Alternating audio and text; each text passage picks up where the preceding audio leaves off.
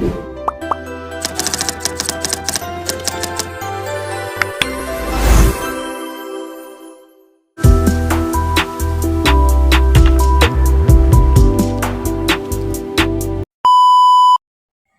teman-teman semuanya, perkenalkan nama saya Stefania Nainggolan. Saya kelas 11G dari SMA Swasta Cinta Budaya.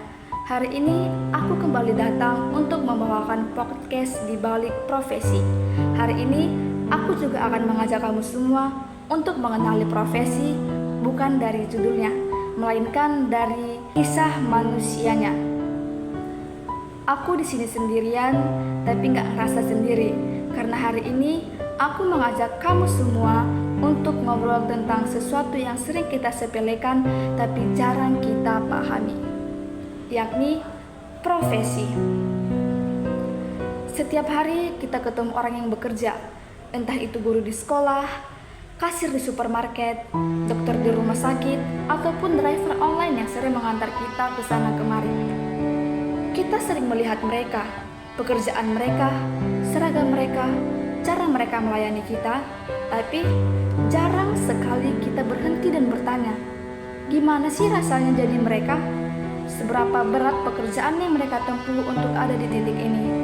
Apa yang mereka korbankan? Dan apa yang mereka banggakan dari profesi mereka? Podcast hari ini hadir untuk membuka ruang, bukan sekedar untuk tahu gaji atau keseharian dari profesi mereka, tapi untuk memahami manusia di balik profesi itu. Karena sebenarnya di balik setiap profesi selalu ada cerita, tekanan, perjuangan, air mata, dan juga kebahagiaan yang tersembunyi. Hari ini aku ingin bercerita tentang satu profesi yang sering dianggap sepele, tapi tanpa disadari dialah pahlawan tanpa tanda jasa yang jarang kita sadari.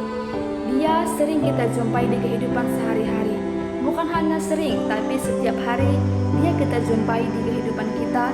Bahkan dia juga satu rumah dengan kita. Yaps, kalian pasti sudah tahu, ia adalah seorang ibu rumah tangga. Tapi kenyataannya profesinya lebih jauh dari kata ibu rumah tangga, lebih jauh dari kata itu.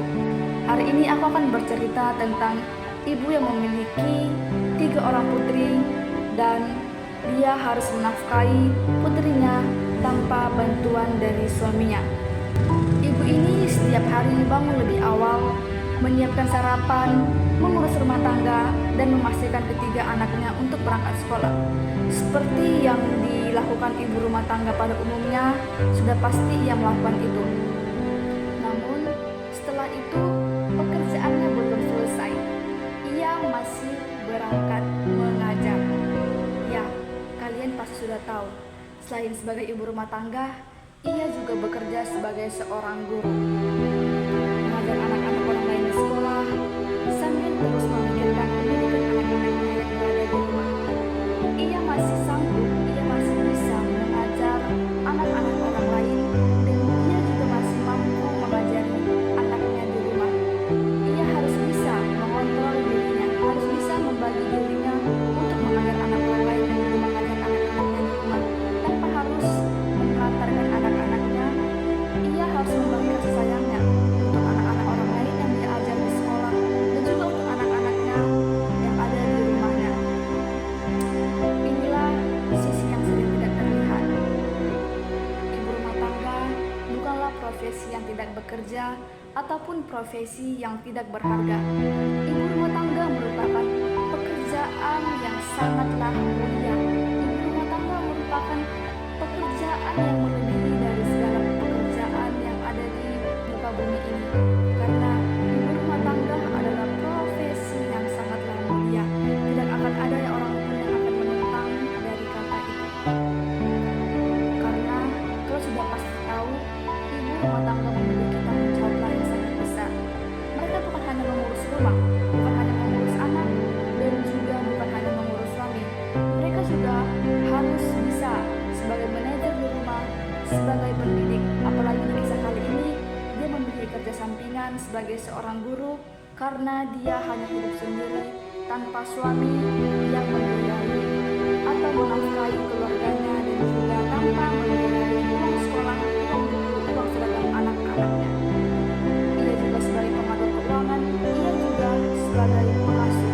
Jadi, inilah cerita di balik profesi seorang ibu rumah tangga yang juga yang menjadi guru, yang dimana ia bekerja tanpa letih, tanpa libur, tanpa keluhan, semua demi masa depan ketiga anaknya yang ia cintai.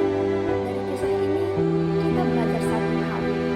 Profesi bukan hanyalah soal gaji atau status. Profesi adalah panggilan, komitmen, dan pengorbanan. Terima kasih sudah mendengarkan. Sampai jumpa di episode berikutnya. Bye-bye.